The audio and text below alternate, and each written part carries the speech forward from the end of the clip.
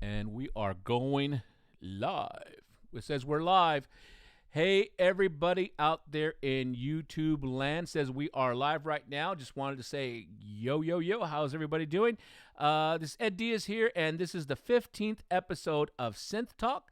Also, we have, and I'll bring him in so you can see him as well, Scott Berry. Look, he's looking down. He doesn't know what he's doing. There's Scott.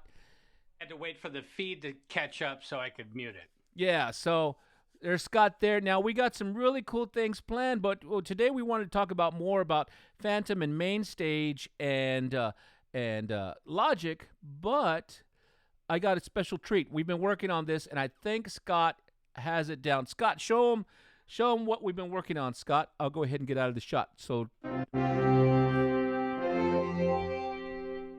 try top view. Oh, look at that.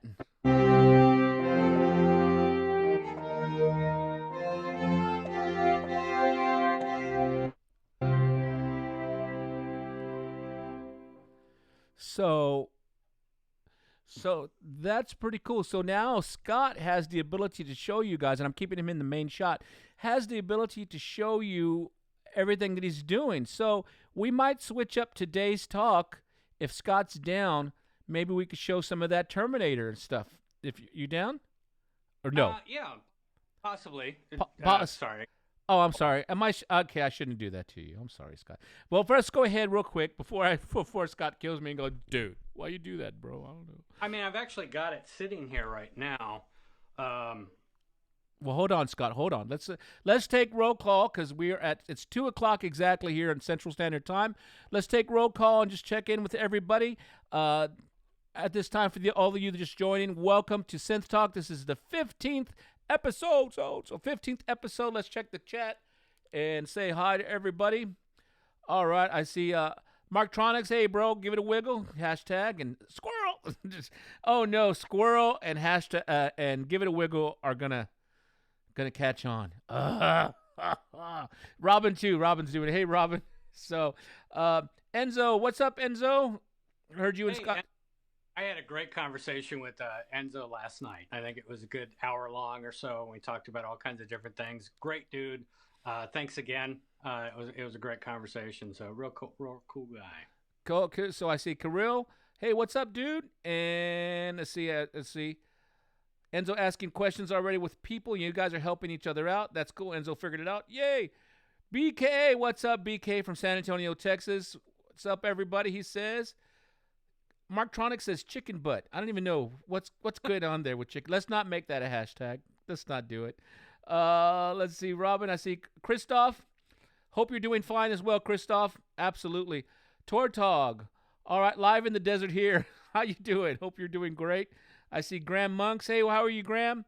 Let's see. And I see XP. Hey, howdy. All right, cool. So I think our class is all here. But at this time, go ahead if you don't have a drink in front of you, be it adult beverage, some water, some Kool-Aid. It don't matter to me. Just get you something nice to drink. We're going to have, I think, if Scott's ready, and I kind of threw it on him because I had something else, but I can always change that thumbnail. But, Scott, I wanted you to do this. And just so you guys, Scott, he's real perfectionist, okay? He has to be just right. He's just killer. He's not like me that just throws crap out there and hope it works. But Scott did a great job with the Terminator. You got the Terminator loaded up? Yeah, that's the one that's sitting here. I mean, I use this to just try and learn the sequencer. So I'm gonna give it over to Scott, because also now, if you guys that are just getting here, how I'm able to switch the cameras so you can see the screen and the top of the keys. Now Scott has that ability too. So now our Synth Talk will get, I think, even cooler, Scott. We can both be showing different things. So we're really excited. This is the first time we've got this going. And so that's cool. Hey, we shout out to IB Kelly Morris. Kelly Morris on there too. Hey, Kelly. You guys make sure and go support Kelly at YouTube, IB Kelly Morris, and also follow her on Instagram. She's a nut and just a really awesome person. So sounds really cool. Let's see. And so, you know what? I'm going to go ahead and give it over to Scott. I will interject, but I want Scott to kind of play for you guys and show us. Scott, please demonstrate how you did the Well, the Terminator let's theme. check the level real quick because I know this one's a little bit hotter. So I want to add if you can just double check level. I'm just going to play the very, very beginning. Go ahead. I'm checking. Whoa! Watch that level. Okay, go ahead. How's it? That was hot. That was hot. Be careful, everybody. Let's see. That's cool. Try it again. Turn it down a little bit, Scott. Turn it down. That first one just really hits hard. So turn it. Yeah. Right. Yeah. Little bit more. Just a little bit more. All right, cool. Go for it. That should be good. Go for it, Scott. Okay. All right. So basically, what I've got going on, I just set the pads real quick to mute, and you can do that by hitting pad to try and show it better with being able to turn the parts off and on. So I just got it to the pads. I start the song. I'll go into the pattern, and you can kind of see I've got stuff all over the place. And awesome. I'll go in a little bit closer. There we go. So when I was learning this, I just kind of just threw stuff wherever it worked. You know, first of all, just trying to find sounds and what happened with that. You know, I knew I needed like a French horn. I needed some other things, and then it was trying to figure out the pattern. So when we get down into the drum stuff that's down here, let me see. Hey, Scott, before you get down deep into that, can you just show us some of the sounds and why you chose that particular sound? Because I think that's one of the strong points of this Fantom is that with the 8,000 plus sounds, you know, like, can you just go through briefly on some of the key sounds for you and why you chose them? I think I chose a trumpet for the first one, but I don't think I used it. I don't even hear it. Yeah, that one's off. 2 is actually the sample pads, and I don't want to touch that because I'm afraid it's going to do something weird. 3 is a bass. So I needed some thickness in there. 4 is that French horn.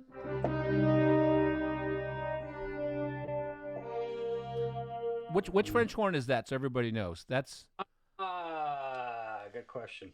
It's in ensemble brass. Number 0264. And if you touch number 4 at the very top, you know, on 4, you can press enter and pop it open. Yeah. Well, press it on the right there on the screen. Number 4 on the top, right under the H. Yeah, there we go. So we can see. And I see there that it says Terminator masked horns. What did you do? I did. This is the problem because it's like, you know, you're going through the thing so fast and moving around, and you're just tweaking and not necessarily thinking to yourself, I'm going to save this. So I didn't really take any notes, but I probably brought the cutoff up a little bit or changed the attack or something simple. Cool. Okay. Let's see here. So that's the horn. 5 next to it. I got to turn that guy off. So this is kind of an interesting sound. I layered this with the horn. It's a very distorted sound. Which you're thinking, whatever. But what it does is it adds a little bit of bite to the horn.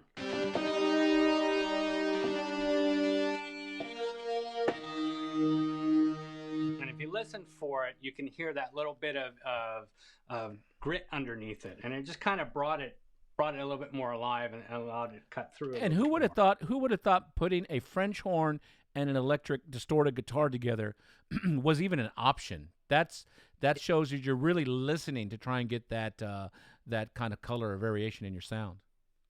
Exactly. So, and then after that, what is on 6? 6 is probably one of the drums. Yeah.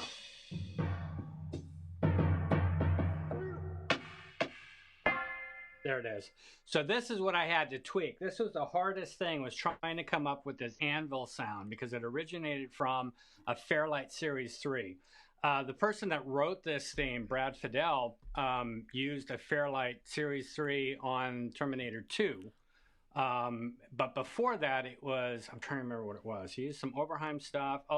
Prophet 10 was the main thing because it was more synthy, whereas the Terminator 2 was a little bit more orchestra synthy kind of stuff. So, but this anvil, that was like the thing I just kept going back and trying to tweak that sound.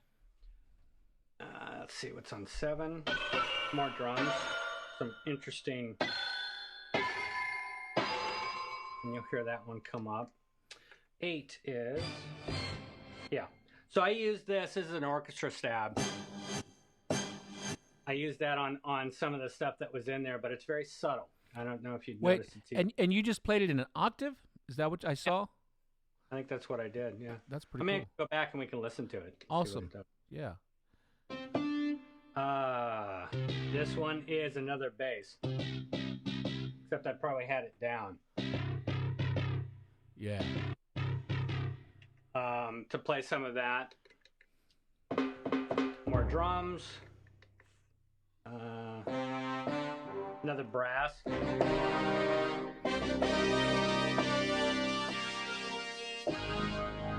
And that's a pretty cool. What brass sound is that? Because I'm curious on that one. What is that, Scott? Dragnet sound. So it's under the ensemble brass, and it's 609. It's Dragnet, and it's just a great go-to horn sound. Absolutely great. And that one's not layered with anything, right? Is that by itself? I just played that by itself, yeah. But it's the way that I voiced it.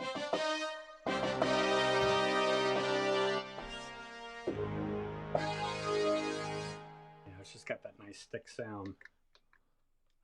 This one is another distorted that I layered with the brass. Again, to give it that bite. Where am I right now? I'm on one of the strings, so. And I layered that with another string. Or that's actually the choir. And there is another string in here somewhere. There it is. So by layering those and panning those out a little bit, kind of gave it a little bit more width. Wait, you panned them? How are you? The Fantom can pan. Is it hard? Is it hard to pan on the Fantom? No, you can actually see it in the knobs right here. Oh, this more going this way, that's going that, and that's straight up the middle. The other thing too is you can go into the mixer screen, which I use quite a bit. I want to show. Yeah, 16 view. So in the mixer screen, let me do closer. Awesome. This is kind of where I went in and started playing with it because this is more familiar, like, DAW-like and everything else. So by doing this and adding chorus or adding reverb, I just use these effects. I don't think I added any different master effects on anything because, again, it was just something that I thought I was going to scrap. But yeah, this is kind of where the mix is, where I've got the different reverb sends, the chorus, and then any of the panning. And I don't know how well you can see this, but it does show there's some slight panning and some things and some harder panning down here. So go back into that. Pattern. There we go. Okay, so where were we? That, and then the last one is another drum. So what I'll do here is we'll kind of go through.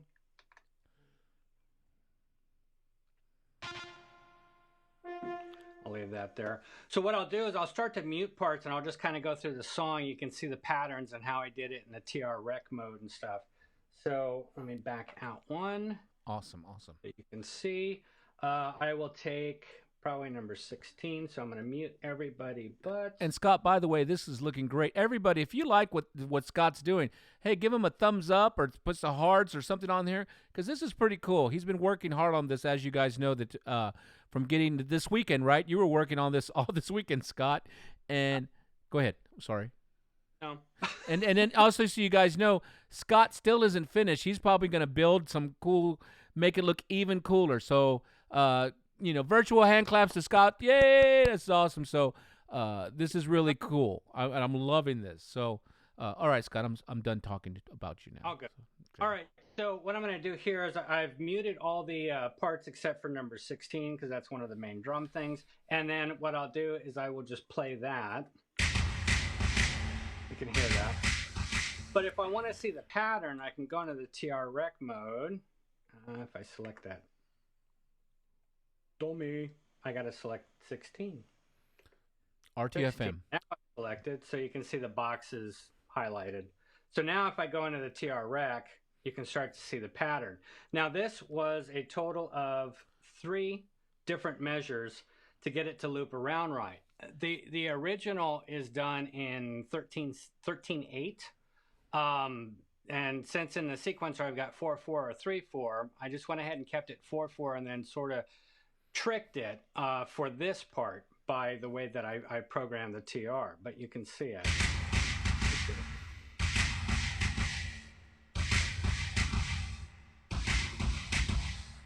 And again, if you wanted to get to the other measures, you would just hold shift. So if you pay attention to the pattern, it's 1, 2, 4, 6, 7, and then it starts up again over here. And then if I go to 2, it's starting on 2 and going through, and then on 3, you can see it's over here. So that shows that the time signature is a little bit different. But I just had to kind of sit there and just watch it and hum it out and try to count it out and get it to where I was happy with it. So that's kind of cool, you know. So back to the patterns. God, that sounds so good. That's I can't imagine that in like a big system. That would just sound incredible. Is that's just one layer. That's just the power kit. I took the power kit and I tweaked it a little bit. That's just the one layer. There are another 1, 2, 3, 4 layers going on. So number 11, we'll unmute that guy, and that is.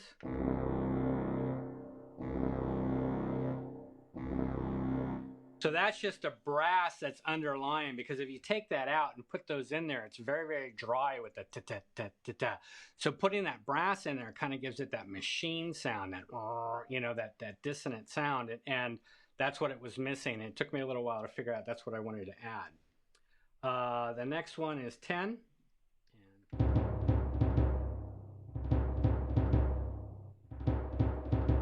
So I'm using timpanis there, but you can tell that the velocity is a little different. And if we went into that TR rec mode, that is number 12. 12. I should be able to see it here. Nope. Pattern. I'm trying to remember how. Oh, okay. TR rec. There we go. You just see it's real long. It's real simple. Or that's actually the brass. Second. Scott needs to learn the machine. It's all good. This is all live, so it's totally, you're doing great. Like I say, it's just simple. But some of these I layered the drums out. So depending on what view or where I'm looking, depending on the keys, some of them may be layered more. And I'll show that on one of the other ones. Okay, fast up. Pattern. Okay, next one is, it is 7, which is probably that sound. Go back into 7 so I can see it. Ooh, everybody's amber. That's that anvil sound. And then 6 is.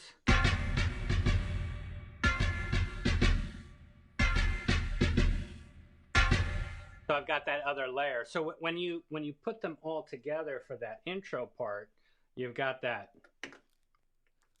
song. Oh, I did something here. Live. So that intro part, that.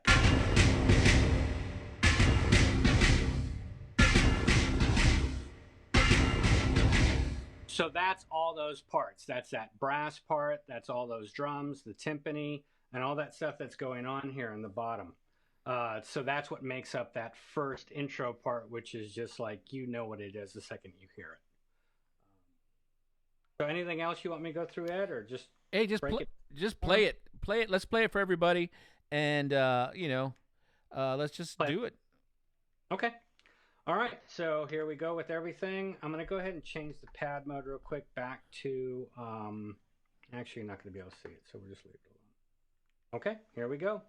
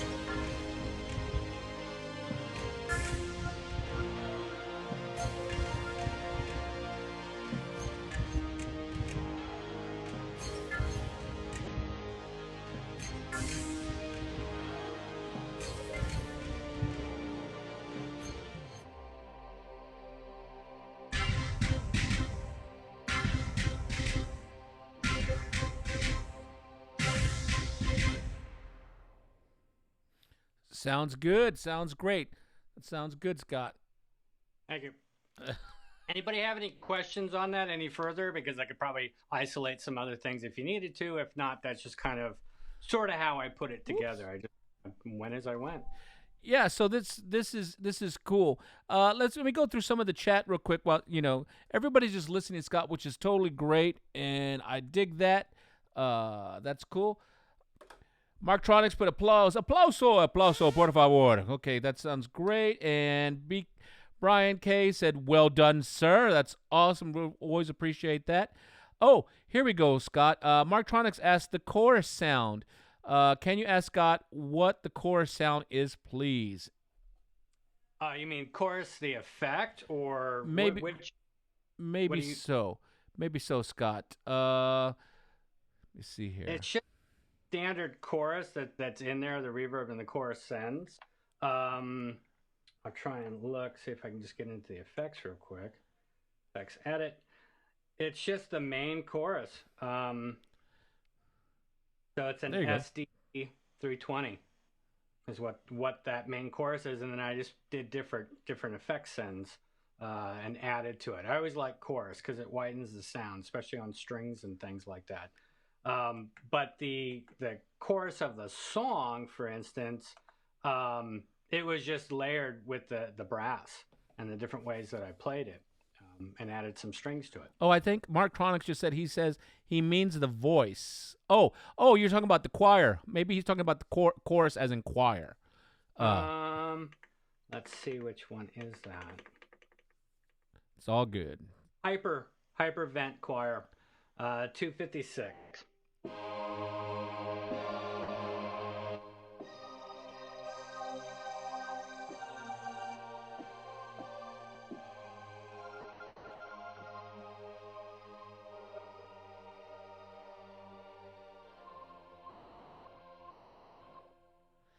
Cool. That one? Yeah, let's see here. I'm watching the chat. Yeah, he says yes, choir. He means choir name. And yeah, so Scott just said it's 256 Hypervent CHR for choir. So that's cool. Yeah, he got it. He's got it. So that's great in there. I'm going to flip to we can see each other, Scott. Robin says he also loved the effects of the industrial sounds in the mix. That's cool. And you guys should hear this in person. I know we're losing some quality going online, but in person, this sounds incredible. And especially if you're going through a bigger sound system, it's going to sound even that much better. Yeah, Marktronics just said that he got the sound. So he is all good. And I forget real quick, somebody was asking about Ableton. Turfer was asking about Ableton Live. And we're gonna dedicate an entire show to Ableton Live, just so you know. And I was just texting with the incredible David Alland in the UK right now, and we're gonna go over Ableton. We're gonna give it a whole show. We still got to do some testing, some more stuff, because as you guys know, and now that you've been with us for 15 episodes, we're always still learning. We're always still learning things. Yeah. Everything else that goes with that. Yeah, up the game, do everything else. And, like I know right now we're testing how to do all the MIDI tracks, and we might do that today if we get time because, a lot of times this show can go real long, and I don't want you guys to get the glass eyes and just like, stop already. Oh, David Allen is here. Everybody shout out to David Allen. He's going to be our special guest tomorrow. And if everything goes correctly, we will be able to get him in video. So David, dress appropriately. So anyway, so David Allen's there. Shout out to David. Time pajamas are okay as long as you're suitable. Yeah, dress. Yeah, your work pajamas as it goes now. Yeah, everybody. You can see the slippers. Oh, are you showing your slippers? I'm showing my slippers, dude. I even shower up for this show and wear jeans and my nice tennis shoes and my Converse and my Chucks and brush my hair and everything like that. Come on, man. So no, that's what we got to do. I thought I heard a cat in here. Was it your cat or my cat? I don't even know. Anyway. Unless they're probably screaming because I have the door closed. Oh, that's what it is. So what's up, David? So let's see. Hey, Scott, while we have you here and you're doing this, and this is incredible, by the way. I love that we can see all of the cameras. Can you go over a little bit of the? Oh, like so. Evan Turner, can't wait. David, dedicated Ableton producer here. Oh, look, David's already in his PJs. What's up? They probably glow in the dark too. They're probably glowing. They're probably Era PJs. You know, they should do that. Okay. That would be cool. Yeah, Roland Marketing. We need Era PJs, and they got to be black with the in green. You know, with the green glows. Era, you know, or 808 PJs with all the different colors. That'd be kind of cool. Anyway, Scott, while we have you here, can you go a little bit over the the Mandalorian kind of thing? And by the way, I've only seen it on YouTube, the little clips. I need to actually go ahead and just stop being cheap and get that show. So I'm going to give you the entire camera now. So I'm trying to remember what I did because this one was a little bit more complicated. In the Terminator one, if we go in, I'll show you the screen up here, and I'm gonna go close. And the Terminator one, when I went into the patterns, you can see it's kind of, they're all over the place. And as the song went, you'll see certain things triggering up here and over here. And they're not really following, you know, a line A, B, C, or anything like that. They're just kind of jumping all over the place. Now, in the Mandalorian, I did it differently. As I started to go after it, you notice that it's a little bit more streamlined. I started to go after it, and again, it's got a little bit of a different time signature, but there's a part in it that goes that changes. It's not the same rhythm over and over again. It changes, and I tried to set it up to where I could just do small patterns, and I found myself using. Let's see if I can get out of this real quick.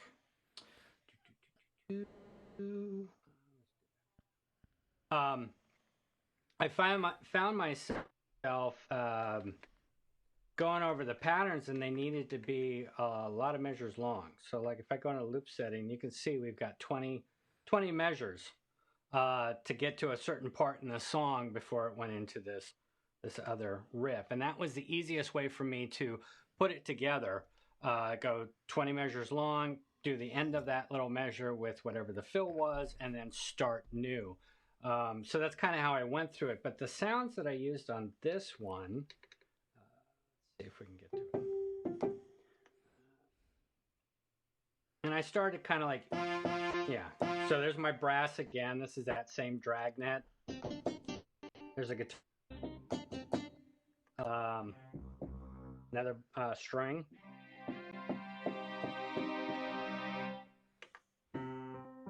Ragtime piano because I needed a little extra oomph. French horn. Another bright string. And then an acoustic bass. Drums. A bell sound. And a flute. Hey, what was in 14? I saw you. There's something there in 14? Oh, pan flutes. Okay. And that's added in later because the song actually will start down here. I haven't done the original setup for it because I haven't done the whole song. This was just, again, just trying to see how far I could get with it. But I'll just play the song, I guess. I mean, you at least know what's going on. I'll go back to the pattern view to kind of see how it all comes together. This one, however, I think it needs to increase a little bit in volume. Because it's not as loud as the. Do what you need to do, and I'll adjust. Okay. I got you pretty hot here, so I'll adjust what I have available for you. Well, you go ahead and give it a test, and then I'll tell you to turn up or not, because I got you pretty hot through the stream right now. So let's give it a.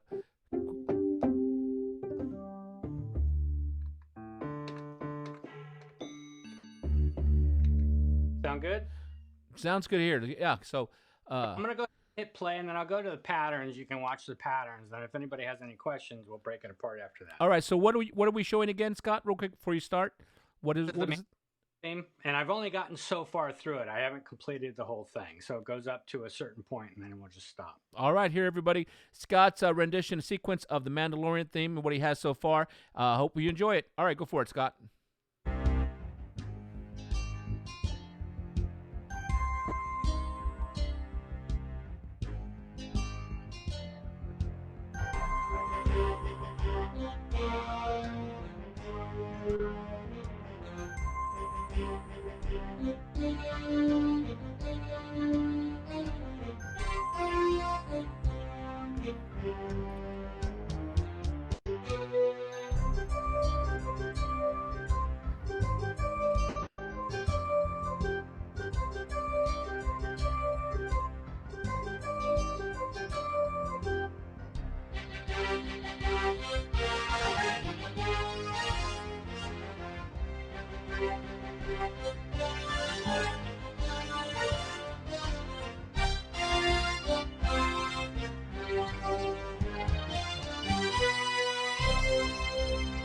That was nice.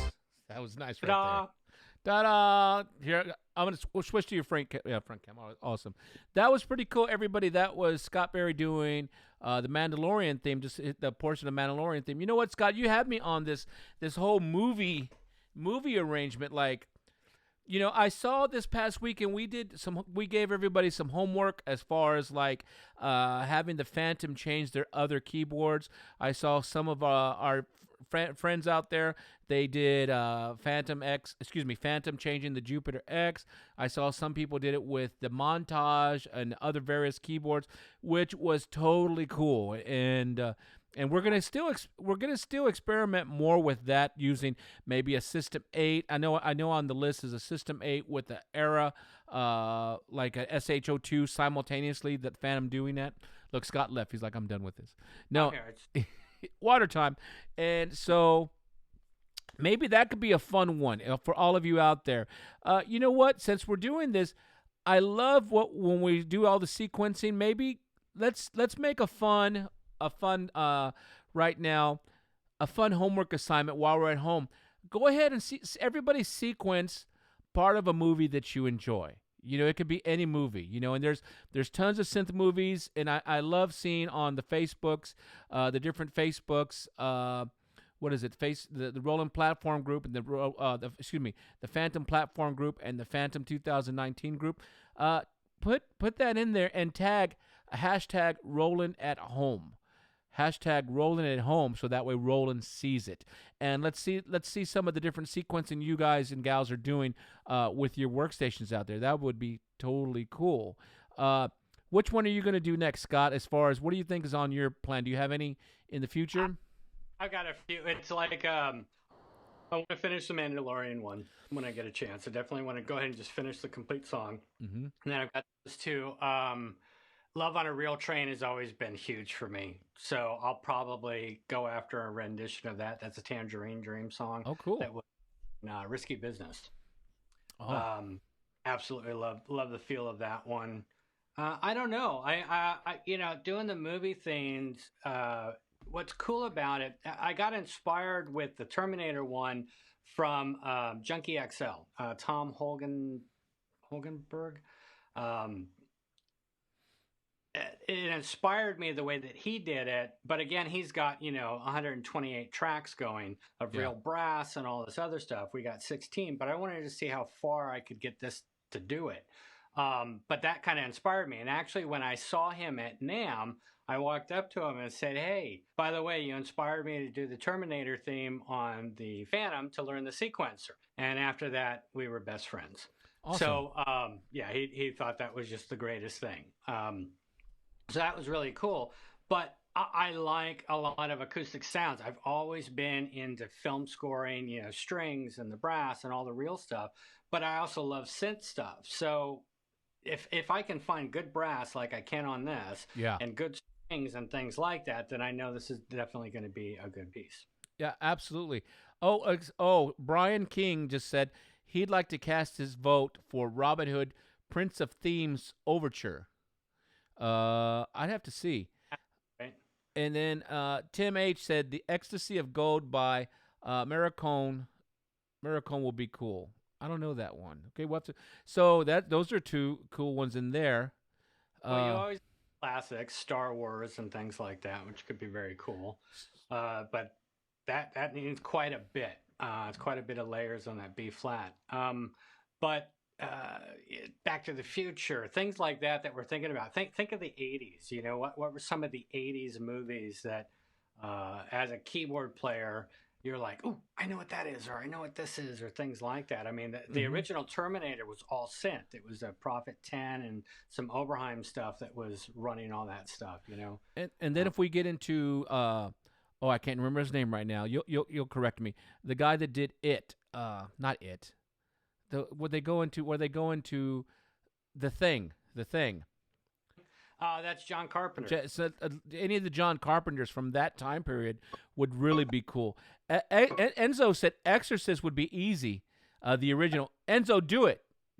If you have a Phantom, do it. That would be cool. And then Jason Smith just said Tango and Cash would be epic. I don't even. I'm gonna have to go review Tango and Cash. I wouldn't even think. Tango and Cash. Oh yeah, Tim H. Yeah, Exorcist Tubular Bells by Mike Oldfield. Oldfield. Are you already finding it, Scott? Or are you looking it up? Are you playing that? Playing it. Yeah. Oh, let's see. Show us. Let's see what you got, Scott. Let's see it.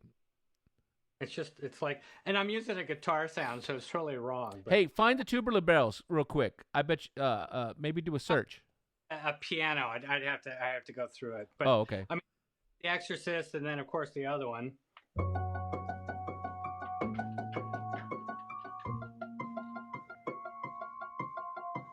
That's Halloween. So Yeah, Halloween's a classic. That would be a good one. Yeah, the Tubular Bells. Let's see. Robin XP50 players say played the Robin Hood marimba part live on an 01W FD with college concert band. 01W, that's a classic. That was a killer back in its day.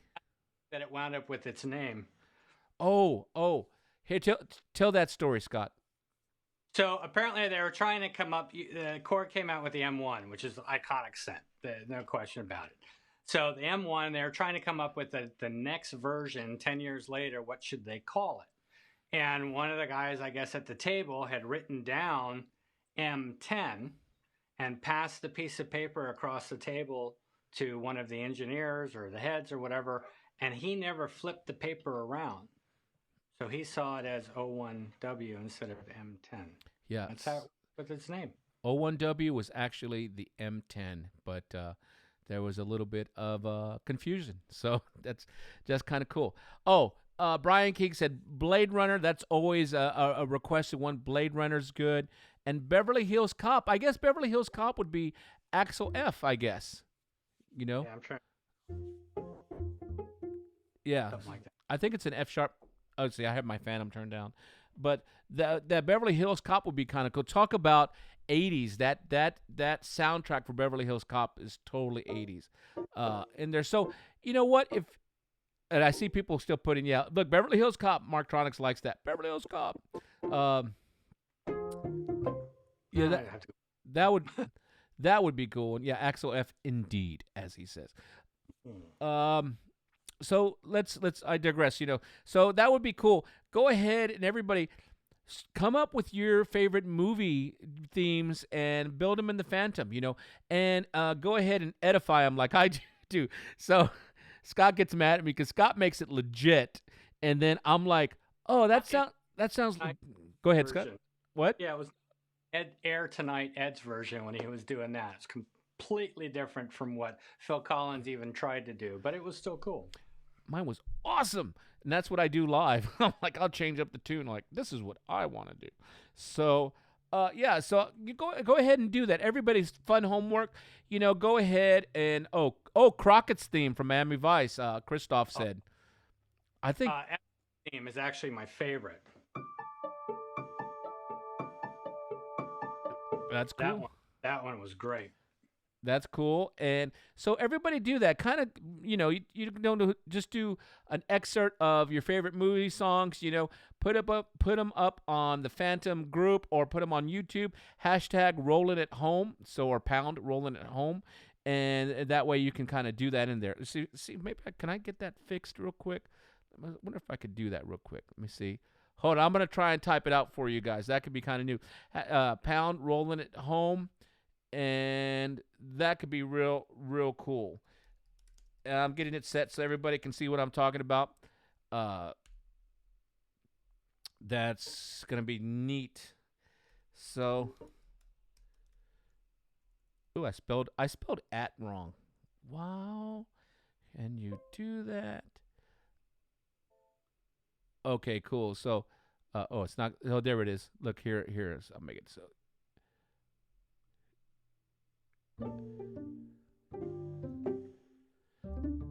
So if everybody can do that, # Roland at home, and I'll see if I don't know if it came up in the string because we're coming live, but if you do it, # Roland at home, and then you guys can go ahead. That would be really, really kind of neat. You can put it on Facebook. You can put it on YouTube. # Roland home. There, I just see it came up in the stream. # Roland at home, so we can see what you're doing. That will be totally hip. Hashtag rolling it home. I'd love to see that. Let's go on. Go ahead, Scott. If you give us the links and things like that, like if you upload it to YouTube, even if it's a private link or whatever, I mean, we can always possibly pull it into the show and play it for everybody. Ooh, that is an excellent idea. So let's do that. It's not a competition. It's like we're just sharing stuff as keyboard peeps. Everybody, go ahead and either if you can put it in YouTube, that'd be great, or you put it on the Facebook. Maybe we can compile these, or you send them to us. If you do hashtag rolling at home, hashtag synth talk, we can find them and then we can share them, and maybe we can get them shared on some of the other Roland social channels, for you guys. Yeah, I think that's a great idea. Oh, look, Mark Tronic says, here's one, the equalizer. That would be cool. A long time. Is that, are we talking the old equalizer? Probably the old one, not the Denzel version. Yeah. Okay, so that's homework. That'll be fun homework for everybody. Let's see. Let's see what else even if you just get a little part down, that would be cool. You don't have to necessarily finish the whole thing, but just something to show, something cool. Yeah, because we're still in a home lockdown. So yeah, Mark Tron says the old one. So show that. So hashtag rolling at home, and I'll put it back on the screen. Hashtag rolling at home, so we can find it. Put it on Instagram. Put it on Facebook, or YouTube if you have it. Send us the link, or we can look for it, and that could be kind of fun. I'd love to see what you guys go. You don't have to explain. If you just want to go ahead and put it on there, that would be just really hip to see. I would just love to see that. Snake Plissken. Oh, Escape from New York. I just heard the Escape from New York soundtrack probably about a week or 2 weeks ago, and it just didn't hit me like it did when I was a kid. I don't know. So the Knight Rider theme. What's cool about that? I watched like a 3-part episode of Claudio, Dr. Mix did on the Knight Rider theme. How he built it back together, because that main part is a guitar. That's all guitar. The rest is synth. But he put it back together, and that was pretty cool. That's actually a good one to follow. Check it out, and if you want to do the Knight Rider theme, you might want to check out Dr. Mix and see how he put it together. Oh yeah, so that's another good channel. We're not associated per se, but we're all friendly. But we're all friends. So Dr. Mix, check him out. That'll be totally cool. See how he did Knight Rider. Look that up. This could be fun homework. Let's go ahead. I think today's episode we're supposed to talk about. Well, I kind of threw Scott for a loop and decided to just throw him out there, as I do, and have him go over the Terminator theme and sounds and stuff like that. But right now, let's go ahead and open it up for you guys. You have any questions? Just so you know, tomorrow we're going to have Mr. David Allen on, and hopefully we'll have him on via video so you guys can do with him. So we'll probably have to do a Zoom. I don't know if we can do FaceTime that way with him like we're doing with Scott, but that will be totally cool. Or even Facebook chat to bring him in. Oh, what is that? Oh, I see Brian King asks for John Carpenter. I'm also pretty partial to the Assault on Precinct 13. Look, Robin, you nailed it. Squirrel. Yeah, I'm all over the place, but I'm trying. So I'm just looking at the time because actually, you know what? Let's go to what should we do now, Scott? I kind of had it set for. Go ahead. The MainStage Logic thing, the connection showing the DAW control. Because we wanted to see if the profiles worked with this computer because we had an issue with the other one. Yeah, because in the last time we did this, I was using a MacBook, a 2012 MacBook, and so we were having some issues with that because it's an old computer of mine. So thanks, Robin. So go ahead and we'll go ahead and try it with this one. So I'm going to go ahead and I'm going to open up my Logic while I have Scott on the screen. Let me open up Logic real quick. And for those of you that are like, well, Ed, how do you get the drivers? Don't forget, and we have on YouTube already set up how to find the drivers and everything. And then also later in the show, we have how to find drivers and stuff like that. So we did a Synth Talk episode that we went over this initially, and we went through getting the drivers, putting the profiles in, because if you want to use the DAW control with Logic and MainStage, there has to be profiles installed. So at this point, now that we're on another computer, we're going to give it a shot again and see what happens. Yeah, all right. I might, let's see. Okay, I'm going to get out of here, Scott, and I'm going to move you over. Whoa! Did you see that, Scott? Was that cool? All right, so everybody, here's Logic. And Scott, can you still see what I'm doing?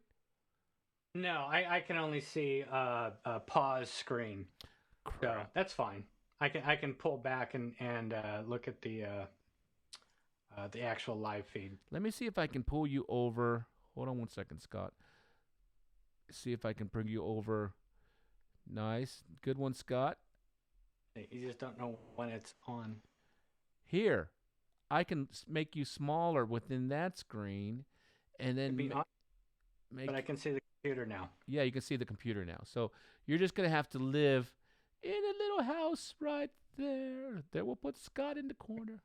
I'm going to go run away for 5 minutes, get some coffee and stuff. Okay, go run away, and I will, yeah. All right, cool. So Scott's running away, getting some coffee, which is not fair. All right, so we're looking inside Logic right here, and I'm going to go ahead, for those of you, we're doing Fantom right there. Fantom, I already plugged in through the computer, and so it's already be set, and there it is. Output is Fantom, so that is good. Okay, and let me see here. And so I'm going to hit OK Choose. So there we go. And right now, I'm not going to do anything as far as this goes. I'm just going to go ahead. I might just do audio so we can get that cleared up. So that is there. Make sure I can see everything. Make this a little bit smaller just so I can see. I need to get a new monitor so I can see stuff better. All right. So there, all of the logic should be in there for you guys, and we're going this way. A quick reminder, last time we did this, we were able to go ahead and have the Fantom just play directly in here. And for those of you that don't remember, here's how I set it up real quick. Let me go ahead and do this again real fast. And okay, we chose Fantom, and I'm going to say inputs 1 and 2, but don't forget Fantom has all these inputs because the Fantom can have 16 stereo audio inputs into Logic. So I have all these. So 16 times 2 is 32 if we wanted to. So I'm going to say start at 1 and 2, and I'm going to say ascending, and I'm going to put, say, 16 tracks. And so now these are all tracks of the Fantom, just as a quick reminder. So if we were to take a closer look at this, and I'll go back to the chat in a minute so I can see. Audio 1, and if you look, everybody look over here. Audio 1 is 1 and 2, 3 and 4, and you see it as I move, it changes to the different audio inputs of the Fantom. Okay, so we got that going right there. So I just wanted to make sure everybody saw that. And then we'll go ahead and just checking my audio of my Fantom real quick. All right. So in my Fantom, and I will show you guys. There we go. It'll show you my Fantom real quick. So I'm going to go ahead and play this sequence, and I'm going to go ahead and record in a second. Not yet, Fantom. Or I can just have it record. I'm going to go ahead and press play on my Fantom. And it's recording the audio directly into there. Now, it's recording a little bit low right now. Let me turn off Logic real fast and have it kick back on. And that's audio. That is the audio from the Fantom. So each of the tracks. So if I was to go into here and say, let's solo this one. Let's see what this is. Doesn't look like much on this one. And don't forget, let me go ahead and undo all this. I can also go into here, and I'll go ahead and back that up, take off the solo. Everything's still set for recording. And I'm going to just play the Fantom, but I'm going to use my USB knob to adjust how hot the Fantom goes into the computer. So I'm just going to press play on the Fantom and adjust my level of the overall USB out. So let's go ahead and press play. And you see there, it got a lot hotter. So let me adjust it based on the hottest level. Now we're getting something that's a lot more healthy going into there. So I'll go ahead and let's go ahead and record. I'm not even worried about the metronome at this time. Now we get a healthy level from the Fantom sequencer right into Logic. And I realize I'm going real fast on this one because this is just a quick review for you guys. And if I go ahead and let's do some soloing on this, let's take a look at this guy. Real fast. So that's that one right in there. This is for all of you that want to go ahead and kind of come up with tracks in the Fantom and then use them in Logic and then or in Ableton, and we can do that. Let's see here. Okay, I just showed you that, and let me switch my view on this guy. Oh, I need to adjust that. You can kind of see right now. Here, let me switch it to this for you guys. So there we go. That's actually better. So if I wanted to now, I can press DAW control. It's just right here, just right out of the way. It is right there. DAW control. Press DAW control, and now you see the Fantom comes up with Logic in there. Let me. This will work too. You can actually see. So we can actually go ahead and adjust my different tracks right in here, and I can actually now go ahead and use the Fantom to go ahead and start and stop. So, and I still have it soloed on there. So let me go ahead and stop that right there, and see everything else is muted. And I can do it all through the Fantom if I want to. That's kind of the cool thing. I'll go ahead and adjust what I need to real fast. I'll go ahead and just take it out here. There we go. Just so I can see. And this is another way I can do that. I can go into my tracks right here and adjust all the different, if I needed to mute or solo, I can do it all through here. Notice when I touch the Fantom screen using the DAW control, it actually adjusts on my Logic, just FYI. So let's go ahead and take a look. I see Scott is back. Let's go ahead and answer some questions answer some questions for you guys and make sure we're back real quick. All right, cool. So that's cool. So I see Scott's answering some, and let's see. Tim8 says DAW integration for those not using a Mac. Are there plans for DAW integration of PC-based software, Cubase, Studio One, and Pro Tools? We are talking about it right now, but I think we definitely want to work with them. Cubase probably won't happen because Cubase is owned by Yamaha. I would like to see that happen, but that probably won't. Studio One's very cool. Pro Tools, very difficult, but if we can go ahead and come up with user creatable DAW control, that would be cool. So we're actually talking about that right now. Yeah, Marktronics. Yeah, Scott's on the chat now. Finally, good. Let's see. Tim H says, I saw there's already some kind of integration for Camelot. Yeah, Camelot, good company out of Italy. PC equivalent to MainStage. Oh, what are you talking, Scott? Yeah. Yeah. I can hear you. Really something? Say again. Am I really low? No, you sound good. Oh, okay. Because you don't know that I'm talking. So. Well, I think with that, we'll talk about that later. I think it's something with the V1. It's a little bit different. I don't know. We'll figure it out. Okay. All right, cool. Are you talking? Yeah, what I was going to say is, as far as working with other companies, we'd love to. We'd love to work with other companies if we have that option.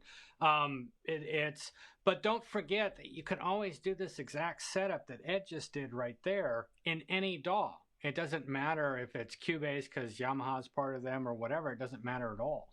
So it's just the DAW integration, being able to see the tracks on the keyboard screen or the MainStage sounds on the keyboard screen is really the only integration. Everything else works identical.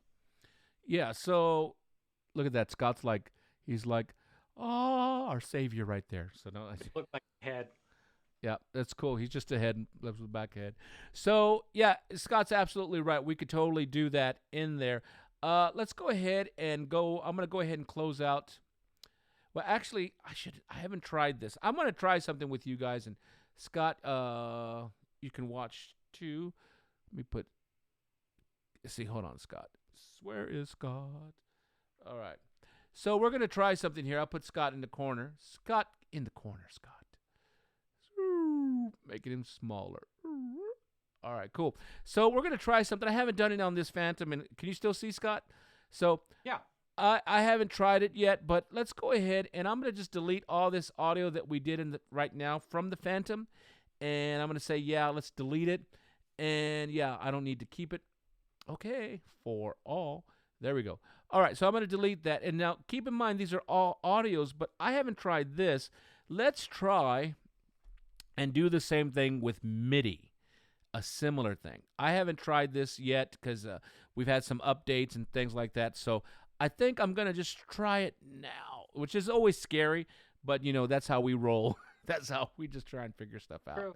Very true. So I'm going to keep that audio there, and what I'm going to do on my Fantom, though, is I'm going to switch to maybe a different scene. So I just turned off the DAW control, and I'm going to go to a search, because I think I have one that I just call Ed's, and there's 15 that have ED in it. Let's see. Ed's Song Sounds. I already have a scene for that. So great. That's what I'm going to use. And I'm going to hit the zone view just so I can just a quick, what are these again? Because I don't remember. All right. So I have a warm lead on one. I have the bass on two, some EP, some strings. Okay, so I'm going to try and just record drums, and that should be on 8 and 3 and 2. So I'm going to just try and record those things. But before I do that, I'm going to go ahead and look in here and just take a look at the MIDI channels. They should be set. So I'm going to go hold down Shift, and I am going to hit right over here on top in the zone select. And now I should be able to see what MIDI channels those are on. If I just want to take a look. I don't know if you can still see, Scott. So, yeah. Okay, cool. All right, so I'm just looking at the receive channel right there. So that's cool. And Scott, please feel free to throw out if someone asks a question, because I'm not currently watching the chat. So we're going to try and record 2, 3, and 8 into there. So I'm just taking a peek in here to see what we have. All right, so I'm going to go back to Logic now. Where's Logic? There's Logic. And I'm going to come in and say, let's do, instead of audio, let's do an external MIDI. And MIDI destination is going to be Fantom. I think this is it. Yeah, I'm just taking a quick peek. Not MIDI out. Yeah, it's going to be Fantom. That should be good. And let's do, I'm going to do one track for now. Let's see. I'll go ahead and create that. And there it is here. I'll pull it to the top. And on this one, it says Fantom. And this it sees it. If not, look in the inspector. Well, we're good so far. So if we look in here, it says that it's already to channel 1. And I want to do, I think drums I put on 8. And, you know, I can click the icon if I want to change that out. Just so so I can kind of see. Just choose a drum. All right, great. Okay, so I got a drum. And now I'm going to touch on my Fantom. Let me do this here. On my Fantom, I know it's on 8, so I'm going to say here. So far, so good. Let me go ahead and remove that. So let's see. So we can see right now. You remember we did earlier, Scott, on the Jupiter X? It was like stereo 1 and 2 is like it captures everything, no matter what. There's 2 USB settings. One is mix and one is parallel. Mix 1 and 2 inputs from into the DAW, so outputs, I guess, from the keyboard into the input. 1 and 2 is a stereo mix, and then input 2 or 3 would be zone 1 or 2 at that point. But if it's set up to parallel, everything's individual. So I think that was in, if we remember correctly, I think that was in menu and system where you could set that. And let me see. I think it would be in the USB section. Found. There it is. Yeah. So right now we have it on mix. So parallel was the one we wanted it on, right, Scott? Correct. If you want to yeah. Okay, so I'm going to hit parallel, I'm going to hit OK, and I'm going to hit a system write it, just for me, because this is probably how I would use it now. So let's go back to Logic, and now when I play the drums, which I put on MIDI channel 8, and I told this MIDI channel to react to MIDI channel 8, but the audio should only show up here. Let's see if it's... Oh, look at that. So now, since the drum is set for MIDI channel 8. That's where I put it in the scene. It's also working the audio. So let's go ahead and record. Let me go ahead and adjust my settings here. And let's see if we can do this, everybody. This could be kind of cool. So inside here, I'm going to set my Logic track to 100. I'll go ahead and have it do the click for me. I'll back it up. And let's see, can you, okay. I'm just adjusting it so maybe you guys can see this also. Yeah, there we go. And I'll adjust my octave down. Well, I don't need to do that. Let me just move the iPad out of the way so you guys can see. And let's see what happens. So I'll press record. So I'm recording. 2, 3.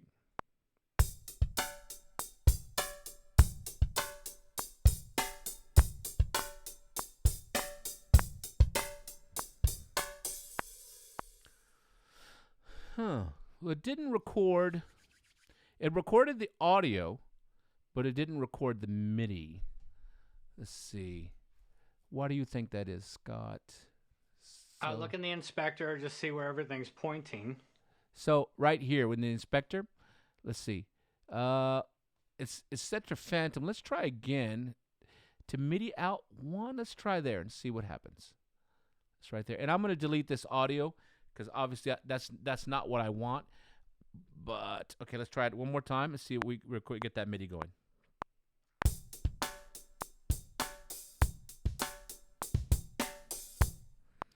Okay, we got the audio again, but we didn't get the MIDI. So, let me see here. Now, I'm looking here. It says program bank, but that shouldn't matter. So, let's try. Oh, I know exactly why. Oh, please. Okay, so the thing is that you probably have part 8 lit, right? And it's red, so it's internal only. It's not sending anything out. It needs to be green. Oh, let's do this. Let's see what happens. So you're saying right here, I need to have it probably on, but then I have to have it on green to sending something out. And hold on, let me see. Let me try it first. Do it in red, and so that way I can just rule that out, because I had it on here, but I didn't have it on there. Let's see what happens.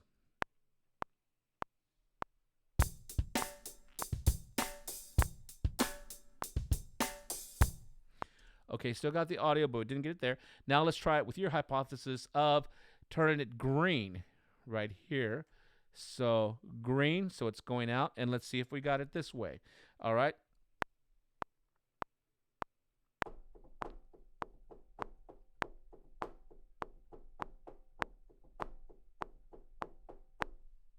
Okay, I got it now, but obviously I couldn't hear it internally. So let's see what happens here. Let's see. So I got that there. Now let me switch it back to red and see if it triggers to the internal. It's not triggering. Okay. Leave it on external real quick and see what happens. Let's get external. See what happens. And then, oh wait, also I did do some stuff here on the Phantom. Let me put it back here. And I did make some adjustments. So I put it back to where it was natively, which was right there on just Phantom 6, 7, and 8. And currently it's on external green.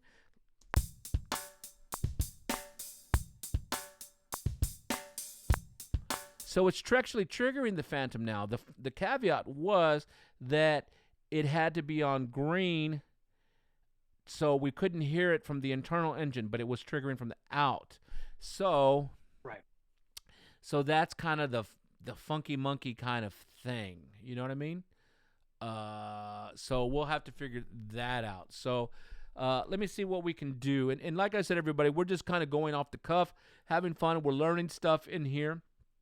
So we have the Fantom reacting to what Logic is doing MIDI-wise, but it was recording, being able to hear the Fantom internal sounds and you know what? A workaround could be this. Maybe we could do this, Scott. Maybe if we went into, and let me go ahead and go to that. Do another MIDI track, so we have something different. And I'm gonna say external MIDI. I'm gonna say use external MIDI plugin, and its destination is the Fantom. Oops. Here, let me get rid of this for a second. Fantom, and I want it to be MIDI channel 2 is where I put the bass in my setting. And audio input, it's going to be, if I wanted to record the audio just because, that would probably be 1, 2, 2. So that would be right there. All right, cool. Let's see what happens. External instrument plugin. Great. And now I'm going to come over to the Fantom. And I am going to turn on number 2. So right now, there we go. It's using the Fantom. And let's record and see what happens. And notice it's going, we have MIDI and audio if I needed it. Let me drop it an octave. Oh, that's fine. Stop being picky. Let's go ahead and record, see what we get.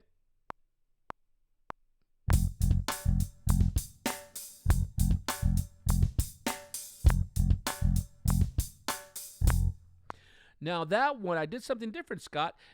Right now, if the Fantom, it's nothing is selected, but let's do that playback. I was able to hear the Fantom. Let's see what it chooses. I'm hearing the Fantom though. This is So the reason why is because if the button is red, it's internal. If it's green, it's external. If it's off, it's common, meaning that it's sending MIDI and also being able to be played live. So what you're telling me, so the settings should be, let's do that again. So that was the bass. Let's do one more, and I hope everybody's getting this, so we can explore this further. Let me get rid of this for a second. All right, so let's do in this example, we're going to do that next part. So we're doing external MIDI. I'm going to say use external instrument plugin, which I guess it's saying, hey, use the Fantom. Use whatever is plugged in that way, right? Maybe that's it. And maybe we'll see. And then we're gonna say I want to go ahead and trigger. I think what was that, number 3, MIDI channel 3, which is the electric piano. And if I wanted to record the audio, that would be 1, 2, 3. If I wanted to record it in stereo, I could. And here we go. So now on my Fantom, I'll turn it back on here. I'm telling in the scene I want to use number 3. And let me just change these so we can just know. So this is Fantom 2, just so everybody knows, and this was Fantom 3, just so we can keep it together. All right, so this is actually now MIDI channel 3, and we can look here, MIDI channel all. Oh, let's see what happens. MIDI channel all, and let's see what it triggers. Or I could go into here, MIDI channel, and make sure it's on 3 also. And I did tell the Fantom, so let's go ahead and record, see what we get. So see what we get. Let's do it.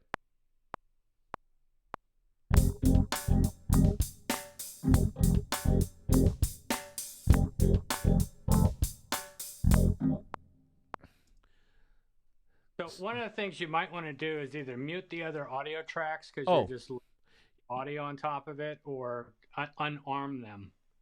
Good job. Okay, let me undo that and do exactly what Scott said. So we'll unarm everybody.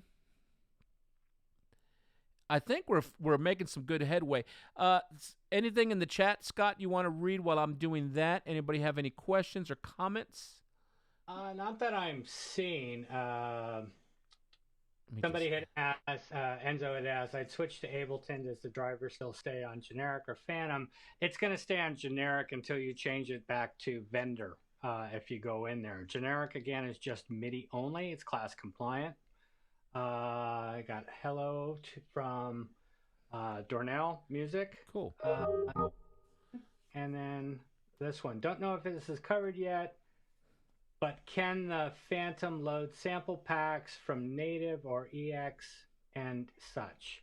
Right now, it's Fantom specific, so like the EXZs that are available on the Axial website.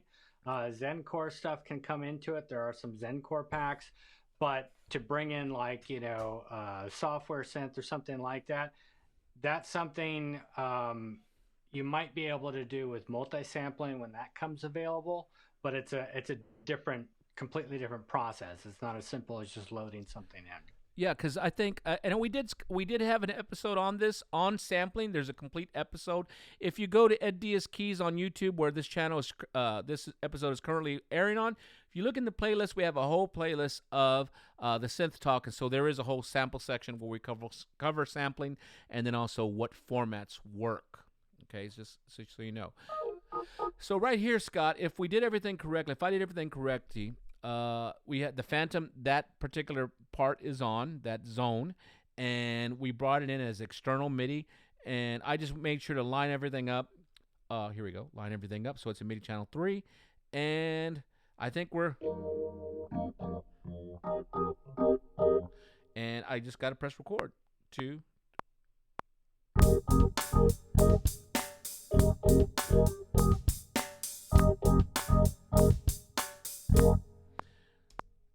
And right there, we just recorded that, and here we go.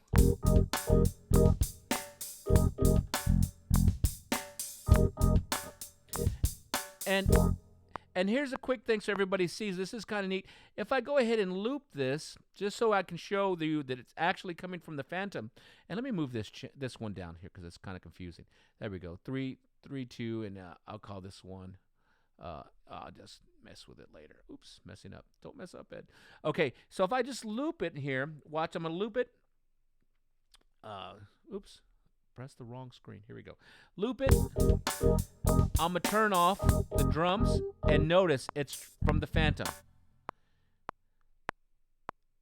So bring it up.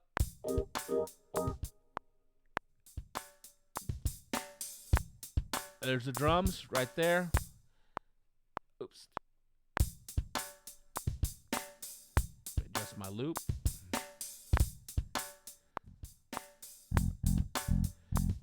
So this is all from the Fantom, just so you guys see.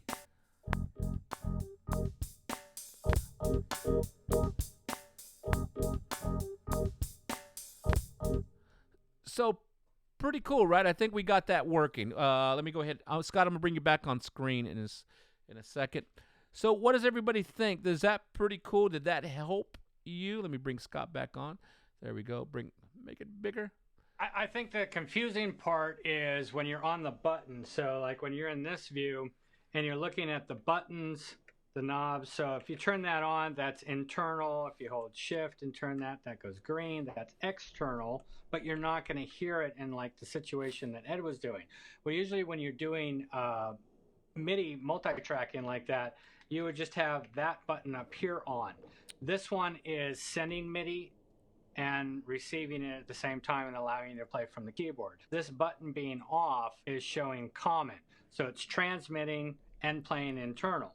When it's on like this, it's internal only, and then when it's green, it's external only. So it depends on the situation.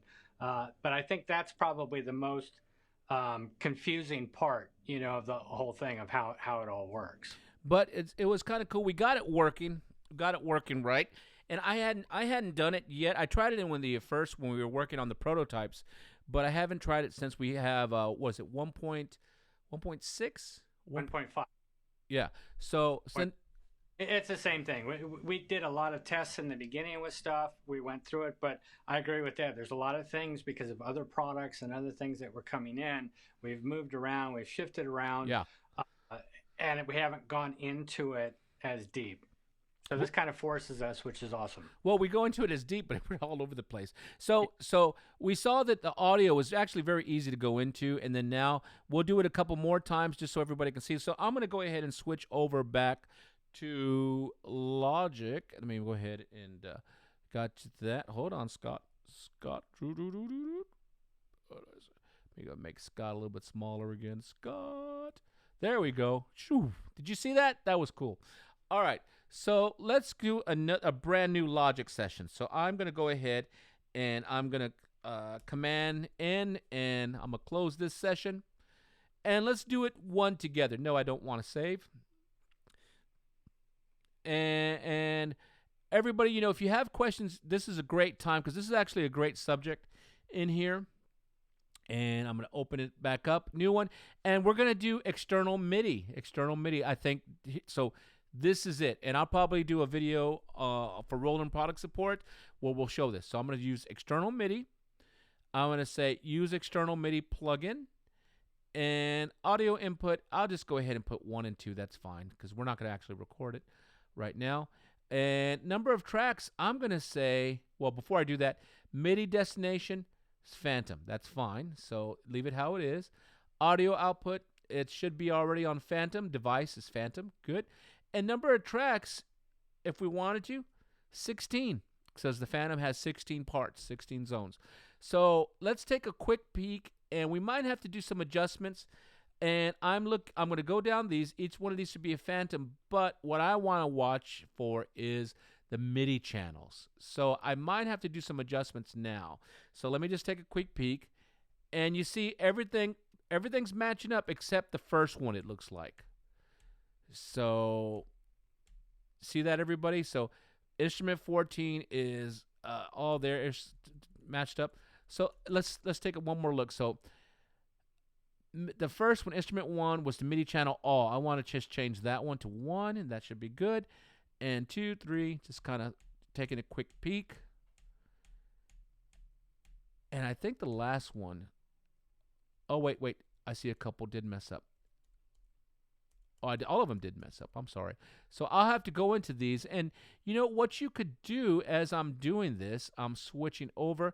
You could go ahead and do this one time and then save this as a template. And I'm gonna do that for you now as I'm changing this. And this is something that we can kind of cover, I'll put this on a clean, nice video for you on Roland product support. Get that produced probably soon.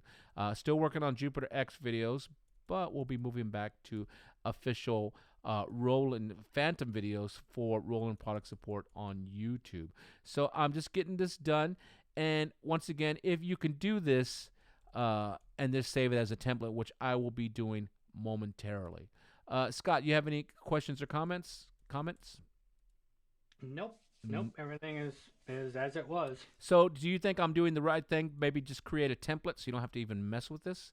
Yeah, I think templates are great. The thing to try here is see how it works. I know Logic's a little bit different with the way that it handles MIDI and the individual parts. So we'll just see what happens. We'll see what happens. So I'm going to save it as a template and see what happens. I'm on 14. You just got to take your time because, as you guys know, I'm all about squirrel. I'm jumping around. So Scott tells me no. He's mean. All right, so I think we're good. So I'm going to just go back down, make sure everything matches up, 13 to 13 to the MIDI channel. So almost there. 4, 3, 2, 1. All right, so I have that there. So I'm going to come up to my space bar. Come on, pop open. There we go. Okay, I'm going to do save as template right here. Save as template. And I'm going to call it, where is it coming up? It's thinking. Okay, I'm going to go over here and I'm going to call this my Fantom, Fantom MIDI. Oop, I misspelled MIDI. What the heck, man? Fantom MIDI template.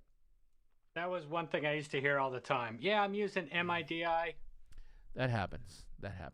All right, so I'm going to save that. So this is actually my template now. So this is a Fantom MIDI template. That's cool. and now this is if I was doing a new project. Okay, so it's just loaded up as a template, so I cannot overwrite it. It's a template. It just throws it in there as a new song would. So all right, so now let's show the Fantom real quick, and let's see if everything responds. So I'll bring in the Fantom on top so you guys can see. And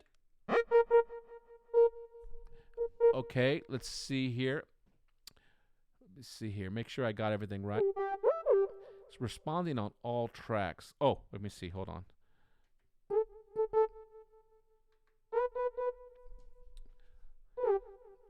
Oh, I did something wrong, Scott. Let me see here. What did I? This is part of what I was talking about. I know Logic handles it a little bit differently, but you would think MIDI 1-to-1, but it's like all of a sudden all channels are open. So let me look into my external here. Ooh, external instrument, stereo. Okay, and that is weird. I don't know why, because it was working great when we did the earlier example. So, and then I'm in. Let's go. I'm in zone 3, and I don't have it. I have it selected, but I don't have it on in the keyboard. But you can hear it.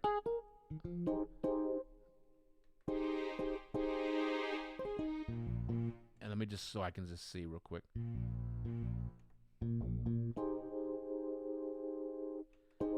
Oops, hold on.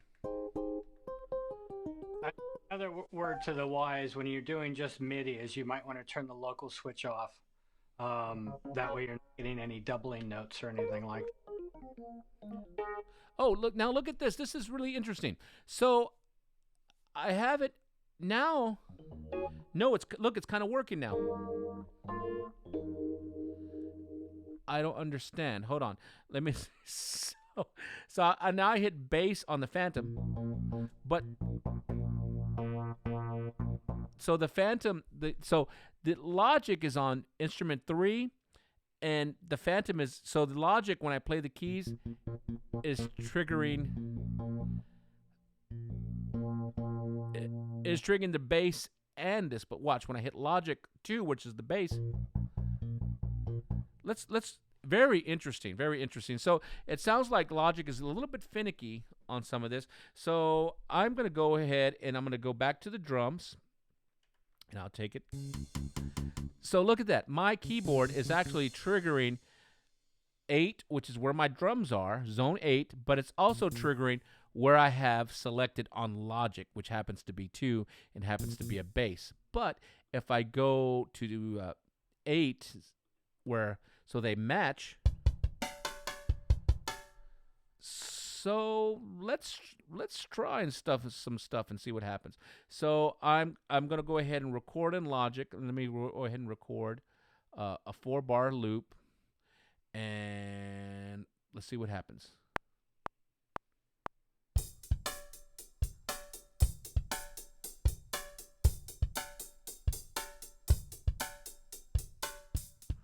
All right, cool.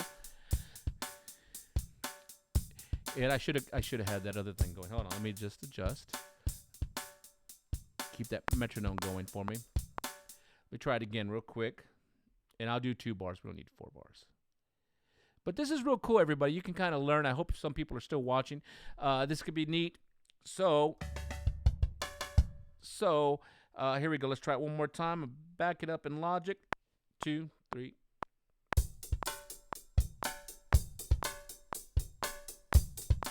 Okay, so there it is. Now I'm going to go into Logic and I'm going to choose the bass.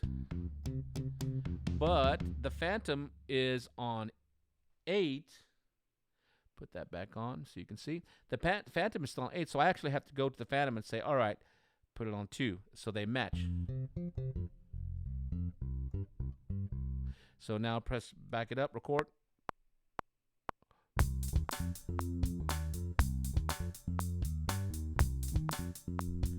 So that's there. That's cool.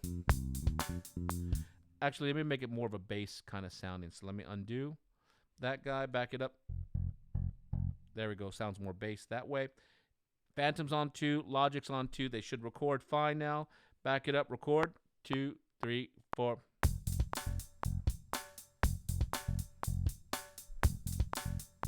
Good, they're there.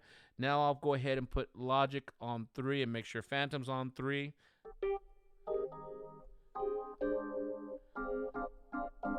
And back it up and record.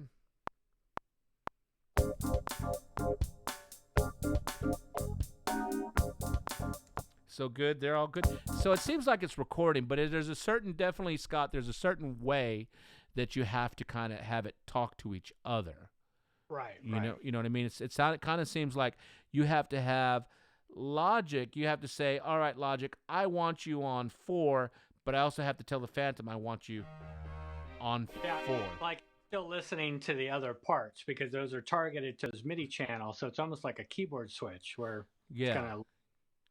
Now I wonder. Let's try an experiment, everybody. I'm gonna hit DAW control, and let's see what happens. Right? Let's see what happens. So I'm hitting DAW control now, and let me make the screen. There you go. You can kind of see a little bit better. Let's see what happens. I'm not even sure. I haven't done this, so let's go to. See, am I switching? So let's see. That's instrument. And go back to track. And okay, there's okay, I see where I am now. But okay, so it's piano. That particular instrument is on piano because inside the Fantom, if we were to take off DAW control and look at my zone view, MIDI channel 5 happens to be piano. So it looks like you have to still go in and tell it to switch over, you know? So it looks like Scott at this time. Go ahead, Scott. You're telling it's got to switch over. Or you're telling the Fantom that you've got to switch the select button. So it looks like on the it looks like in Logic I have to tell Logic, hey, I want to record this. You know, send MIDI to here, but the Fantom also has to be. You have to tell it. You have to go ahead and go. I'm recording 4 on Logic, so I have to go ahead and put 4 in the zone for them to react. So it's like a 1-2 punch. So it's like, okay, I want to go ahead and do this. I can go 1. You know, I can go ahead and hit zone here, and then I got to make sure it matches on there. And then they're ready. That's what it looks like on there. So it's an interesting process. It's not that for me. It's not a deal breaker, just because now I can go ahead and have that in there. But here, Scott, I'm gonna go ahead and turn on your camera if that's cool. So get ready. Here we go. And oops, there we go. All right, yes, I am there. I just try to mute that stuff a lot of times to keep it clean. Okay, hold on. Let me flip you back over. You should be there. You go. So I have you in there. So this could be cool. Whoops, lost my camera. We're just all over the place, people. So, all right, let's see. Let's go ahead and get some other questions. I bring Scott in to here. Let me go ahead and make his screen bigger real fast. Oops, I actually got rid of Scott. How rude. Okay, hold on. Very rude. How do I bring you back? All right, so while I'm bringing Scott back, you know, ask some questions. This is actually pretty cool. We hadn't gone over this, but we are learning. There we go.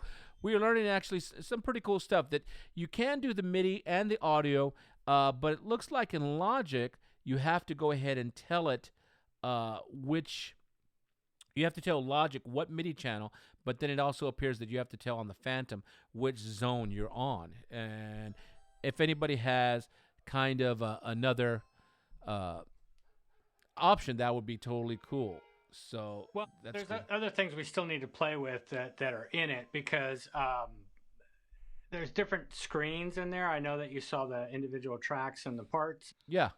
We might even be missing something because, again, when I'm usually testing this stuff, I'm testing audio. I'm just looking to see if it's showing MIDI and coming back. I'm not going deep into it. And most of the time, personally, when I record, I'm usually recording audio. That's just what I do. Yeah, absolutely. Now, here's something that let me see if I can find one. Now, here's something that's kind of a cool hypothesis I have. Scott, if we have this, if I were to take a standard MIDI file, and I don't really use too many MIDI files myself. I'm going to see if I can find one real quick. If I were to use a standard MIDI file, I could probably bring it into Logic and then just align up Logic to the Fantom, and the Fantom could play back those sounds that way. And one thing you got to keep in mind with some of the MIDI files that are out there is that they'll have GM setups in it. So it's going to target specific sounds before the song actually starts. So it sends program change out. Sometimes that's not what you want. I want to put my own sounds in there or something like that. So it's just something to be aware of. That sometimes there's that SysEx, system exclusive message that's going to send out program change. Yeah, and you know what? I might have to do that. I'm trying to find one, but since I don't really use, and there's nothing wrong with it. You know, MIDI files are great. That would be cool. I looked up the wrong thing. SMF. There we go. Standard MIDI file. See if I have one in here. In my Mac, but I don't show that I have any MIDI files. So let me look up a couple of MIDI files, and that could be something we show in the future, because now this makes it kind of fun.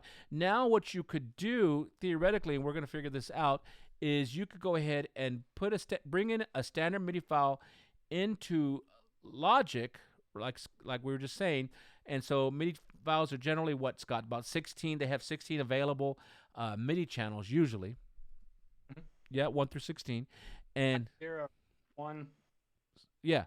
So we can then go into have Logic use Fantom as the external MIDI there and just line them up accordingly. And then you can, once they're talking, then you can go ahead and create a scene with those particular tones in there. And then if you wanted to, you could have the Fantom play it back via MIDI, but then also you could go ahead and record all of that MIDI as audio, since the Fantom can do MIDI and audio simultaneously. A little bit of work, but if you set up a template like I'm doing, it could actually be a pretty cool way to turn MIDI files into audio real quick in a nice way. Choose the sounds that you want. You know, maybe there's a pipe organ sound, you don't care for it because it's an old GM sound or something like that, and you can get a better the effects that you want or whatever. It just opens up. The other thing too to keep in mind is that any of the pattern sequences, the songs and things that you do on the Fantom can also be exported out as a standard MIDI file. So if you wanted to use soft synths or VSTs or any of that type of stuff, you could send it out as a standard MIDI file and bring it in.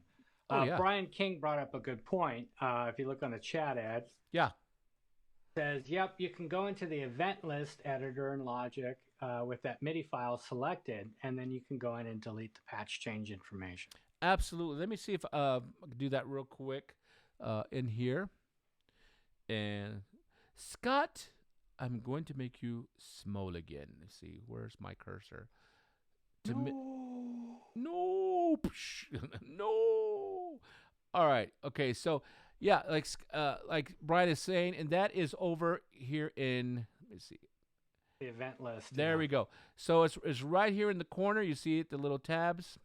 Brian, how do I make my cursor stay big like that? So yeah, list editors right here. So you could actually go into here, and you see each time I'm hitting it, it's a note or it's some kind of program change number, possibly, if we wanted to in here. So that's kind of cool in there too. We could do that. You should be able to highlight up above the event list there. Just, I think it's like program change or one of the the there, and then you just see that information. And that's cool. So if I had program change, if I highlighted it, it would come up right to the surface. Hey, this part's an interesting thing. Hey, Scott, can you look up while I'm getting this set? Can you look up some scene numbers real quick as MSB, LSB program change numbers? Yeah. Give me a second. Yeah. So I think what we're going to do here, everybody, while Scott's doing that, I'm going to go ahead and put my camera. I'm going to go ahead and see if we can have Logic change scenes for me on the Fantom. And the Fantom natively, it's set to change on MIDI channel 16 is where it will receive those scene thing. So I'm going to come into here, and I'm going to create an empty MIDI region, so right here. So I created that empty MIDI region, and I might go ahead and now I'm going to come into here, and I brought it up. Let me go ahead and make it a little bit bigger so everybody can see. Let me get me out of the shot because you don't need to see me at this time. All right, so now in here, we could go ahead and we could say, let's create, or let's go ahead and create maybe a new, maybe those program changes. So I can come into here and let's see, create. Let me just take a peek. I created a note, but I don't think I need a note. Okay, cool. And thank you, Brian, for that, showing me how to do some of this stuff. So so we can come into here, and I want to go ahead and create a program change. So in here, we can go ahead and create program change, and I'm trying to find it real quick. And here we go. Let's see it right here. Let's see. Just looking real fast. You know what? I might have to have once we get done with this quarantine, I do have someone that knows Logic really killer. Shout out to Brian King.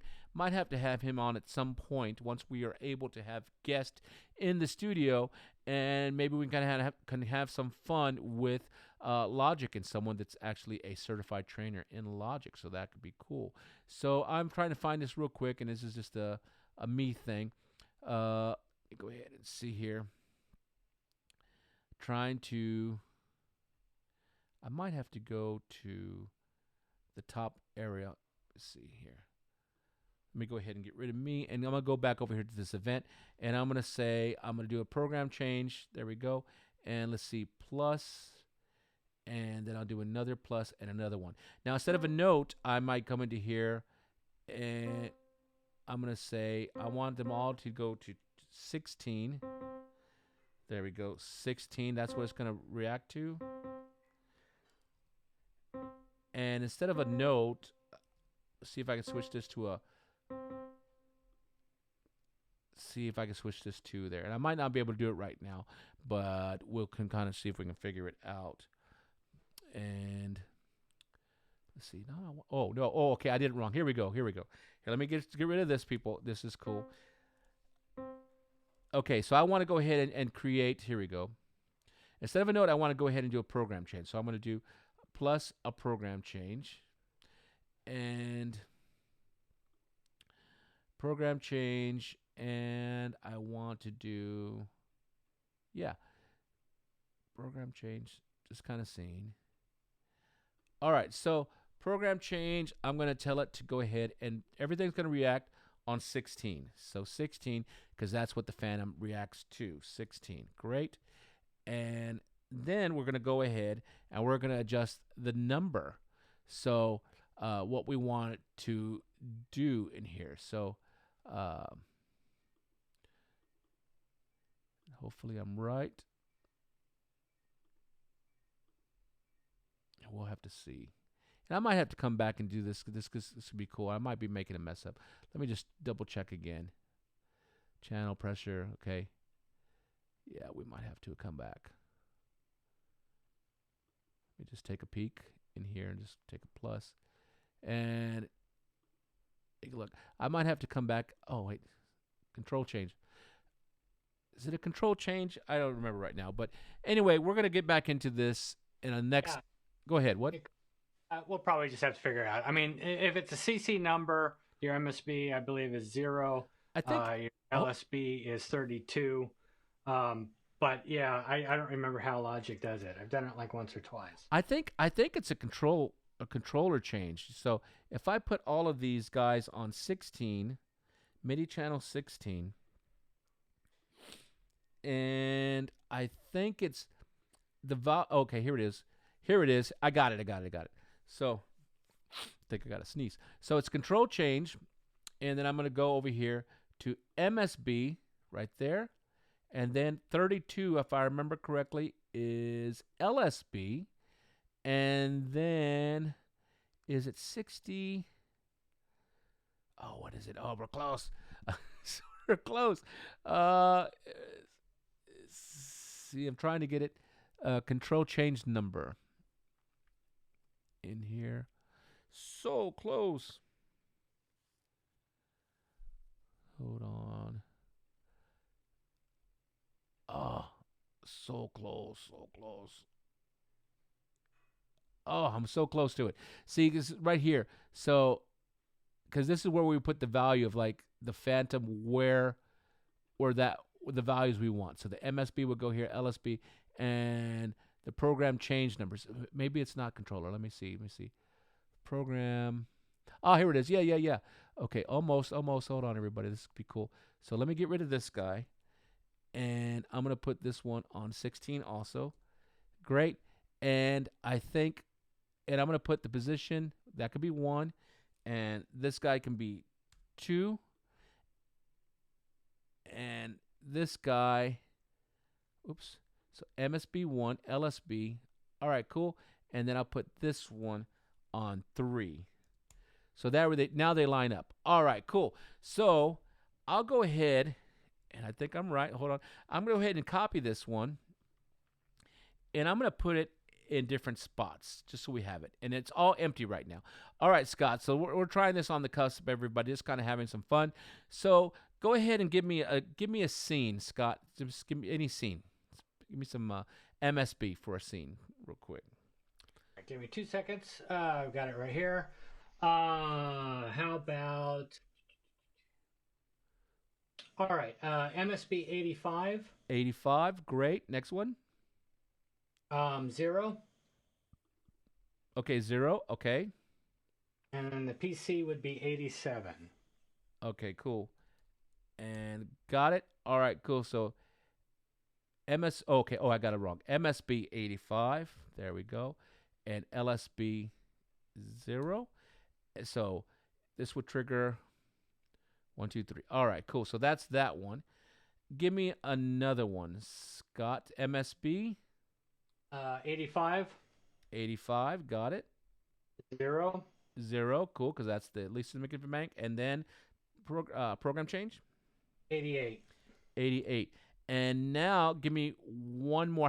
I hope you guys are seeing this. I know this is a little bit difficult, but it's kind of cool. Once you can essentially have Logic change your scenes in your Fantom. Okay, give me one more, Scott.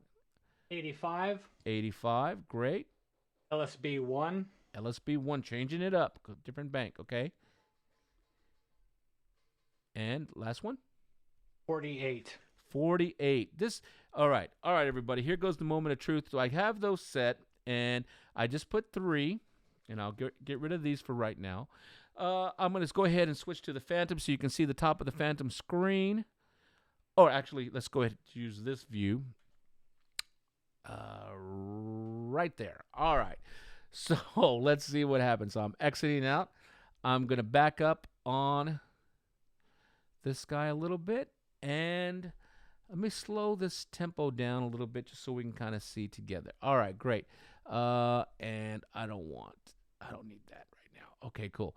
So if everything is programmed right and I'm thinking correctly, this could be really cool, or it could not work. So we're going to see right now. We're going by the seat of our pants if we can go ahead and make Logic change scenes in the Fantom. So I'll go ahead and back it up. Let's say survey says. Let's see what happens. Oh, yeah. Yep, that's one of them. That's all of them. So that's real quick. So right now as I press play I could set up a MIDI channel. The Fantom reacts to MIDI channel 16. We could have it change your scenes for you. So as you're playing your song inside Logic or MIDI whatever, you could have MIDI channel 16 change things. And just as a quick recap, that was, and I'll bring it up here for you again, all we did, and it took me a little bit the first time because it's been a minute, went ahead in here and we created an empty MIDI region. And then once in that MIDI region, we said to go ahead and we did 2 program changes right here. So we said plus right there, and then we did CC control. Was it scroll? So the program, no, not what program changes. I'm sorry, everybody. It was actually, right here. Let me go back. Get it together, Diaz. Yeah, control change controller. Yeah, get it together, Diaz. Control change number 2, controller change numbers. One was put it on MIDI channel 16, and then we went ahead and 032, and then a program change. So look forward to this in video. I'll do this more in here. This could be a great trick. I'm gonna put you on the screen, Scott. This is definitely, this is definitely a good one, because I think we had somebody that was saying if the profile was installed into Logic, they weren't able to do program change. And obviously you were just able to get it to work. Yeah. So so this is good. Maybe there's something else going on in his system, or he's doing it a different way that we're not, or something like that. Not saying that he's wrong, just saying that we got it to work this way, and it does work with the profile installed. And and this took us a little bit because it's been a minute that I did this. But what you could do is you could probably go ahead and save that MIDI that section, so you can just bring it in as a template. Also, just have it kind of throw it. Absolutely. So that way, that first time when we're creating that MIDI there, it could just be sitting with 0 MSB, 32 LSB, and then the control change, program change, just sitting there waiting for you, and then you could just copy and paste it, and then put in whatever numbers you need to put in to change those scenes. So, and it like Logic had the exact same protocol that we have, which I think is, I don't remember if it's 1 to 127 or 0 to 127 or 1 to 128. Mm-hmm. I feel like with an Ableton, the MSB and the LSB numbers need to bump up or down. Yeah. They don't match exactly because, like, for instance, if we're 0 to 127 for MIDI, they're 1 to 128. So everything has to shift a certain way, but the PC number stays the same. So with Logic, it obviously lined up perfectly from the sound list. And that's where I got those numbers, is if you go to the Roland website, you go into the Fantom support, you'll see sound list. And when you click on that, it will list out every single sound that's in there, plus the address, the MSB, the LSB, and PC. Yep. So I think we're going to leave it there. I'll make some adjustments to this YouTube. But, this was a great show for me, and hopefully for Scott, because we got to take a look at how Scott kind of came up with those sequences he did on the Terminator and on the Mandalorian. So you got to see some of his sounds and his thinking behind it. And then also going back into Logic, a quick review of Logic Audio, but really digging in to the MIDI side of Logic. And we can dig in some more, and then we ran out of time because I don't want to drag on too much and go into MainStage, because that's going to be a whole other thing. But tomorrow we're going to have David all in on, so we're going to probably also talk about Fantom and see what else he wants to go through. But I know that this topic today that we did, Scott, on doing MIDI, setting up Logic and Fantom, so that way Logic can be your linear sequencer. That could be cool. And then and thank you, Brian, for correcting me. Yeah, 0 to 127 is standard MIDI. Cool. So that's cool. And then so that's gonna be a video that we'll put on Roland Product Support. And then another one will be how to go ahead and import a standard MIDI file into Logic and line it up with Fantom, so you can go ahead and line it up, the sounds and the tones in the studio set, and then have the option of go ahead and rendering out as audio by using the Fantom's audio MIDI engine through USB. That could be totally cool. And then another one will be how to have Logic change patches, change scenes, and ultimately, if you wanted to, patch tones inside the Fantom. It's a little bit of a thing, but you could, Scott, we could go in there and set up inside that template, like the first measure could just be all of that stuff, and then you just start on the second or third measure. Now, a lot of MIDI files are already set up. They've got the program change numbers, but yeah, you could do that. So this opens up another way of doing things, is that if you spent the time to program it and lined up all your songs, you could just hit play, change all the patches or change the scene and everything, then it will play the MIDI file and then change the next one to the next one. I know that there's some guys out there that gig just with the keyboard and themselves, and they'll play 3 hours plus or whatever and just entertain. And this might be the better option, is to run it with a computer. You could call up the song a little bit quicker and things like that. Yeah, cool. So just stay tuned for that. Obviously, we have some more fun stuff to go on there. And then obviously, when updates come on, we'll go ahead and talk about updates. But I think we're going to end the show at this point right now. We got a lot of good stuff going. And I know I got about 3 to 4 new videos that we can shoot for Fantom showing this topics we were talking about today. Also, don't forget, you guys go and let's see some of your sequences showing the Fantom, some of your favorite movie sequences. And remember, when you do that, make sure you tag Roland at Home. Roland at Home, hashtag pound if you're old like we are. And you can go ahead and put that on Facebook, on the different groups. You know, you could go ahead, if you're friends with me on Facebook or Scott, you can go ahead and tag us that way. You can put it on YouTube, put it on Twitter, so that way the other people rolling worldwide can see what you're doing. That would be totally cool. We could feature a lot of you guys on this show. We'll just bring up the YouTube so everybody can see, and we can all share together and things. But yeah, even if it's a small portion of the tune or something like that, it doesn't have to be the whole thing. Just something that you've discovered and we're able to figure out and get it into the pattern sequence. Yeah, I actually personally would love to see that. So I always learn by watching, so that's always great for me.